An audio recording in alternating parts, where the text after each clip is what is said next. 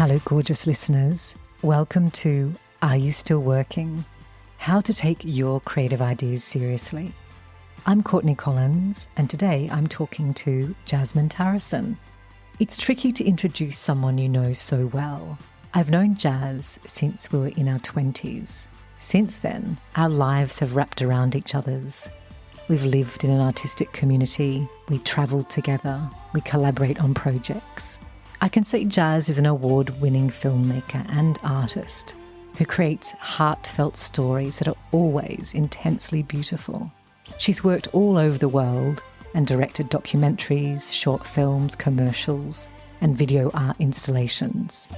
She's passionate about creating change in gender equality through storytelling. She's also developing a feature film based on my first novel, The Burial, and this year we'll make another film called Life Could Be a Dream. So we hang out a lot. And yet, I discovered so much about her in our conversation, about work and the challenges of the work she does. As it turns out, there's so much to learn about even the people you know best. Sometimes you just have to ask the right questions. We spoke on Gadigal and Wongal country in Sydney's inner west. Tell me, what are you working on right now? Well, it's always a lot of things all at once, it seems. But the one main thing that I have been working on is I have a feature film coming up, which is an adaptation of the wonderful novel The Burial. What? Which you wrote. It's been a long development and we're in the final stages of finance and castings. That's very exciting, but I've come to learn that you always need to have quite a few projects on the go because they all, rise and sink at all given times. So I also have a really wonderful sort of social change story that I'm making into a feature film called Life Could Be a Dream, a domestic violence story, but also a bit of a love song to mothers and sons who are at that turn of age. 12 to 13-year-old boys is, for me, a very magical time between boy and man, which I'm experiencing with my son, and I just think it's really interesting. In particular, single mums with their sons, I've always just found it absolutely fascinating. A one-child single mum dynamic, it's really something that there's psychology of that is, I find extraordinarily interesting. So there's that, and then a beautiful hybrid documentary drama project, which is an adaptation of a play called Sleeplessness with a wonderful artist, Kaz Therese. It's a family history and identity and gender story about forgotten Australians. So all of these projects are very close to my heart, and in between that, I make commercials, music video, art installations as an ongoing job, which I really love as well, and lots of children, dog. It's just a lot of things. So that's what I'm working on right now. Wow. Yeah. So there's momentum in having to juggle so many things. How do you do that? That sounds like a lot. Yeah, and it's an issue for me as well. I've never had a job. I've always been a filmmaker my whole life. And there's an ebb and flow with motivation and juggling in how much energy you have. Like I find now that the children are a little bit older, I have a bit more energy and a little bit more time, so I have more projects. But for a long time, I couldn't do that. So that's been something that I've had to learn. But I have so many support teams. I have a creative coach. I have a shrink. I have a very dear bunch of friends, supportive family. Yeah, there's so much to that juggle. It's constant things. There is a lot of discipline in sort of making time for different projects. Tell me about your creative coach and how that works. I took on a creative coach a few years back with Creative Plus Business, and they have a whole lot of mentors that creatively mentor all different parts of the arts community through their, navigation of art and business and life. And it's just so great to be able to just say, help, how do I do it all? And there is a lot of procedures, disciplines, all these kind of tips and tricks to be able to try and manifest and try and be as abundant as you can be. So I really enjoyed that relationship, because being a filmmaker or any artist is quite a lonely road, and sometimes you're just a little bit tired and you want a little lie down, a cup of tea. So I find if I have a support team going, no, come on, you can do this. How's that going? What's going on? This, that. It's 100% essential. I don't know how people don't have that kind of backing, because, yeah, it's really hard. Is there something that you do differently now based on feedback from your creative coach? Absolutely. Some of the things have changed my life. Like I have Monday morning meetings where you list out exactly what you're doing for the week and this project, what needs doing, this project. Every 2 months you have a creative holiday, so it's pretty great. You go and book yourself into a hotel for 2 days away from your family and just work on your bigger vision, like your creative life, rather than just work. There's a big difference. So that's been a game changer for me. Also, just that mental health support, like always having a therapist when you work alone and creatively, is really something that's majorly important for me. And also I have, it's not really an assistant, someone that helps me just with the bigger picture of my work life. So my website, my socials, all my pictures, the creative director, I call them, of my life. So that's really been a major game changer. And I was like, oh, I can't afford that.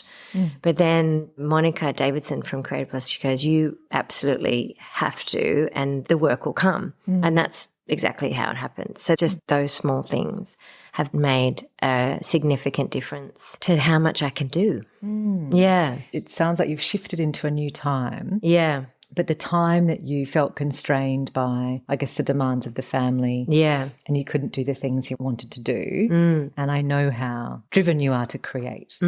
How did you manage that urge and that energy and not be able to enact it at that time? Actually, I found having kids and being pregnant and all of that, I don't know about anyone else, but I didn't realize that you were stuck on the couch for 6 hours per day breastfeeding. And then after that finishes, you're at the park for 6 hours a day. So all that sort of space and time, for me, it was really abundant. And I developed a lot of projects. Oh, that's right. I didn't actually mention the other TV series that I was working on as well, which is about that time. So I developed that TV series. Is that Family Happiness? Family Happiness, which is about a near future matriarchal commune, science fiction-esque, but also based in our reality, based on that time. And so I actually found it very abundant because there's a lot of wandering, and that's something that we don't get to do very much creatively, is wander. So sitting on that couch breastfeeding, sitting at that park, unless you're really sleep deprived, which is pretty much 50% of the time, maybe more, but you actually do get to wander in your brain and work out a lot of things that may not have come if you were just busy project to project. So I actually found I developed a lot of ideas, and now I can actually make them happen because you can get off the couch. You know, I did actually really enjoy that. When I was pregnant, I was just on fire creatively. I actually really loved it. It is a bit isolating, the whole motherhood thing, in so many ways. So I just went in deep. I don't think I would be the person I am creatively and have the kind of storytelling now without the experiences I had raising the kids. So yeah, I've really enjoyed it. But also it's an absolute pause on your career. I remember going to an awards night when my son was a few years old and just seeing all of my industry peers that were male, you know, surging ahead. And I was like, wow. It was the first time I'd really thought about it. And I was like, wow, gosh, okay, all right, okay, good. That's where I'm at. So, yeah, there is all of that. But I feel like it's an asset now. But that's taken a little time. It's kicking in. Yeah. The wandering. Yeah. Watching your dad, who had a very successful career as a jeweller, how did that shape your idea of your own career and what was possible? Yeah, I think it did a lot actually. Like, even though it's very different, we're very similar. Like, he says, unfortunately, my darling, you don't have a choice but to live a creative life. I'm so sorry. And I'm like, oh yeah, thanks. Like, that's all we can do. I don't know what else we would do. And so just seeing someone live a creative life and just create as just your daily is really inspiring. And managing a business and a family. He has 4 kids and it's, really tricky. You're just on it constantly. There's no like cruising or anything like that. And he's had a very successful business from when he was a child, really. He had me when he was 19 and he's so talented and it's effortless, but also risk taking. I think that's the biggest thing I learned from him. It's very risky, not having a job and running your own show and creatively just creating your existence all the time. So I didn't see it as that scary watching him, even though I should have. But I think the risk taking has been the major thing. And also just the freedom. We both really enjoy the freedom that our lives can give us as far as running our own show. How do you equip yourself to take those creative risks? I think I'm an absolutely stupid optimist. I'm always just like, it'll be fine this era, this little stage of no money will be fine. And usually I'm right. But it can get very hairy. I literally don't know what country, where I'm going, like month to month. My whole life, I have no idea of what's coming up next. And I think that's, with most creative people. It's very stressful and I don't think I've ever got used to that. But I am quite good at trusting myself and going, it will work out at some point, and it normally does. But a stupid optimism, I think, is really my main game. So far, so good. There's something about, I guess, the entrepreneurial aspect of surviving that game and the hustle. The hustle, yeah. Another recent project of yours, Muse Maker. Yes. Can you talk about that? Yeah. Last year was a tough year in the film industry and I've always done female director masterclasses and workshops, things like that. That was more about giving back to the industry and trying to get a rise of female emerging filmmakers and make sure they're equipped. So that lent into that kind of gender equality situation. But then I really did enjoy hosting them. And I've always been an artist who has filled up my well with other type of platforms. So for me, if I want to be inspired, I will see live music, as you and I have done our whole lives. I surround myself with lots of different types of artists, but particularly music has been a big thing for me. But all other artworks I find, like going to a gallery or reading a fantastic book, all of the art forms fill you up. You don't just have to sit there at every film festival watching films. So I lent into that thinking and wanted to have a bigger conversation about a creative life. So not just project to project, what are you doing, what's happening, oh, I need this funding, this. It's like a bigger conversation about what's it going to take to actually live creatively. We look to curate different themes with different art forms where people could come and retreat and think creatively and fill up their well at lovely weekends away at this gorgeous hotel in Robertson. And it's been wonderful. I always get surprised, like when I'm on a shoot, I get to the shoot and go, oh, this is good, isn't it? Wow, amazing. And it was the same at the retreat. Like the first day of the retreat, we had this beautiful retreat with photographer Tamara Dean and also a Tonga Tem and a beautiful choreographer Emma Saunders. And we had Jodie Phyllis from The Clouds playing music. It was just heavenly. And I was in the forest surrounded by 20 participants and we're doing this amazing sort of intention walk before we started creating works for the day with Emma Saunders. And I was looking around the forest and there was like sparkling through the trees and everyone was there just really in it. And I was like, wow, this is amazing. And then I was like, wow, this is really great. And I sort of shocked myself because I sort of didn't know what was going to happen. And it was really transformative for everybody there and for me. So I think I created them for myself in the end. I really I hate small talk. I don't want to do it. I'm not doing it anymore.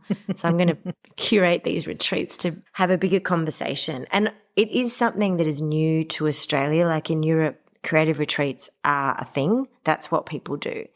You go away to flex your muscle creatively and just have time out thinking creatively. And in Australia, I feel like sometimes we get stuck in getting the job done. What's next? Project to project. I don't know why exactly that is. So what is it? Sort of addiction. Working addiction, yeah. Going to work, getting the job done, not just cruising about thinking creatively. But actually when you do that, what I have found is the work that you want comes in a much bigger way, and it actually does the opposite. All that wandering and thinking creatively creates incredible work. And that's what we do, is create incredible work. So for me, it's become much bigger than just hosting workshops. It's a whole different conversation. And what I love is when everyone turns up on that first moment, it's just they're in it, and they're just talking about their work and getting it done and what they're inspired by and what's next. We've got another one coming up with all these incredible textile artists that are radical voices through textile. Like, that's wild. It's cool. You know, Maggie Hensel Brown with her beautiful self-portraits made out of lace just blow my mind. Paul Yours, political activism with embroidery and quilting, like, so good. And I just love it. And for me as a filmmaker, it's so great to enjoy that. And the one in winter, we have the amazing Fiona Hall creating a workshop about climate and what's our place as artists in climate, and repurposing, like a sculpture kind of making and thinking workshop. Like, come on, it's so good.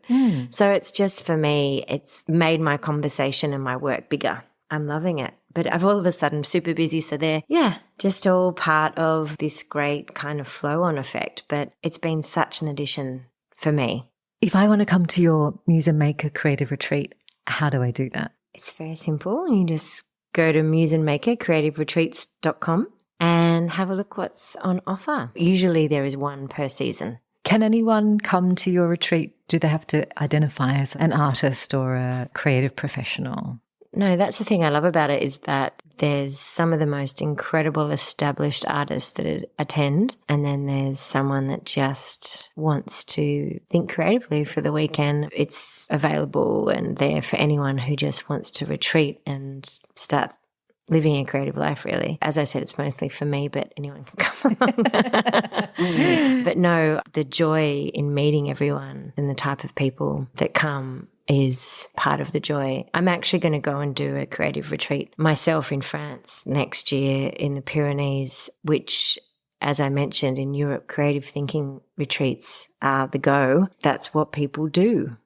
And that's what I'm going to do, because I know that if I do that, then the work that I make will be a lot more realised, 100% more landed into exactly where I want to be, rather than going, what's my next project? What am I doing? What's my list? Where am I? What's my market? Where's my audience? What's my commercial appeal? I found that if I do the mind work, everything else lands. That's been a huge thing for me. In what ways would you say that it's been specifically transformative? You know, I've always created work, I think, really selfishly, so for my own benefit. Like, I created a large-scale video installation called Live, which was all of the musicians that I found gave me a lot of inspiration and energy. I think the Spanish call it duende. And I did at Sydney Town Hall for Sydney Festival these large-scale stripped-back performances of all these incredible artists from around the world. And I felt like that was just all for me, but everyone loved it as well. So that was good. But this, I find, is like the bigger scale of that is ongoing. Yeah. There is a film I want to talk about with you, Women Talking, and not so much about the film, but its production. Oh, yes. So I guess the short version is that Sarah Polley fell in love with a book and wanted to adapt it for the screen, was fixed on writing it, but opted out of directing it. I think she had 3 young children under 8 and couldn't conceive of working 16-hour days relentlessly. And the film's producer was Frances McDormand, one of the producers. And Frances really rallied for the production to be friendly to women with children and their needs, and advocated for an 8-hour working day and allowed people to go home to their families. So thinking about that scenario and thinking about the amazing film that resulted from that won a swag of accolades and awards, Can you talk about your experience of the film industry in Australia and overseas? Yeah. When I heard about Sarah Polly, what a winner, just so fantastic that she asked for that and did that, and Frances made that happen, which is just, it's not heard of actually. And for me, that is such a major thing, because every time I get a job, like I often work internationally or away, my first reaction is, oh, phew, great, got a job or got a project, amazing. Then I'm like, fuck, how am I going to do that? And it's like nannies, it's frozen meals, it's relatives. It's not me alone. It's everybody. Like, you're just like, whoa, okay, how am I actually going to do that? And I feel the film industry has such a way to go. All of my producers will be able to say, you've always got a kid in tow. And I've always had the kids come with me on shoots with a nanny or whatever. And that doesn't often happen, but that was my choice. My kids have grown up on set and they're very comfortable, maybe a bit too comfortable coming and talking to everyone. But I wanted for them to see me in all different parts of my life, just being myself. And part of that was being on set. And it's been so hard. A lot of people choose to do it differently. But I think moving forward, the film industry really needs to have a look at being able to support all types of people to be able to create work. And it's so fantastic. If you give people what they need and have their needs met, you can create beautiful work. Sarah Polly, didn't she win an Oscar, didn't she? Yeah, for the screenplay. It's fantastic. It works. Why do we have, 16, 18-hour days? Like, it's a budget thing. I understand that. Looking at the feature film budget at the moment, where can we cut blah, blah, blah, and it's obvious as hours. That comes down to, we have a situation in Australia where we just don't have the population for the budgets, and we don't have the access to the population for the box office. It all feeds into itself. That's a major thing for the Australian film industry. We all work so hard, a massive toll on families. My kids are getting better at it now, but I still have that sinking feeling every time a project gets up of, oh my God, how am I actually going to do this? And it comes at a cost. There's always a cost. Someone loses out. Yeah. Yeah, but it's what we do. So I feel thankful that probably 3 months of the year I'm out and about on shoots, and then the rest of the time I'm at home. We live in the bush by the sea, so it's very nurturing, and I'm there a lot of the time for the kids. But Sarah Polly, I just was so excited to hear that and how successful it was as well. You know what I mean? Because everyone's living their best life, really. So what would you like to see change immediately? The hours are a major thing. I don't know how for each production you can have everyone close to their families. I don't know how practical that is. But certainly hours, childcare allowances, there's very practical things that could be put in place. I remember you telling me a story about rocking up to set one day and perhaps you hadn't worked with this particular crew and there was an expectation that you look or dress a certain way. Is that, maybe? Do I have that right? I think that was when I started out, when we were really very young.